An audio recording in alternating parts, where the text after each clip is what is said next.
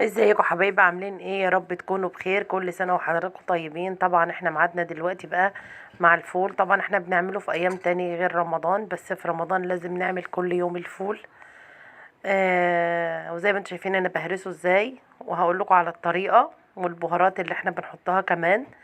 زي ما انتم شايفين كده انا حاطه عليه ملح وفلفل وكمون وكزبرة وشطة حمراء وليمون.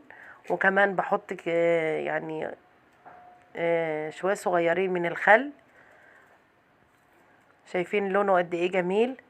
ما شاء الله بيطلع حلو قوي قوي. والطريقة سهلة وبسيطة، مش هتاخد منك وقت خالص، وكمان ما بياخدش وقت على النار. يعني الطريقة بتاعتي دي مش بياخد وقت على النار اكتر من ساعة ونص.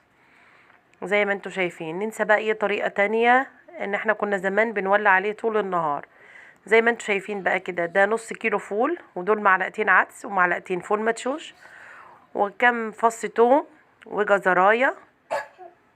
وطبعا بنقع الفول قبلها بيوم في مية سخنة، وده تاني يوم بعد ما الفول نقعته طول الليل في المية السخنة. وده الجزر انا بشرته، وده الفول المدشوش كمان انا كنت نقعاه في مية. وده فصين التوم، وبحط معاه كمان نقطة زعفران عشان هي اللي تظبط اللون، وطماطمايه. وهنا بقى هنبدأ نحط الفول.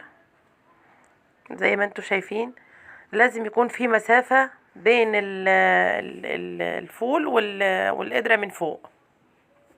لازم يكون في مسافة زي ما انتوا شايفين كده. حطيت الفول، وبعدين الفول المدشوش والجزر والعدس اهو كمان. لازم يكون في مسافة علشان الفول حجمه بيكتر. وبرضو بحط مية سخنة من الكتل قبل ما اولع على النار طبعا. وهحط كمان الطماطمايه ونقطة الزعفران، بتخلي لونه ما شاء الله مظبوط. متنسوش يا جماعة لايك وشير ودعم للقناة. آه زي ما انتوا شايفين كده انا حطيته على النار. وشوية طبعا انا في الاول ببقى معلية النار، وبعد كده بوطي خالص وبحط الردادة، او عندنا بنقول عليها شياطة. شايفين ما شاء الله هو ما اخدش وقت، يعني كده كان عدى ساعة. ما شاء الله هو ساعة ونص بالظبط بيطلع احلى فول. شايفين ما شاء الله استوى ازاي؟ بس انا بسيبه كمان الفول كمان يستوى اكتر. شايفين ما شاء الله طالع جميل ازاي ولونه جميل ازاي.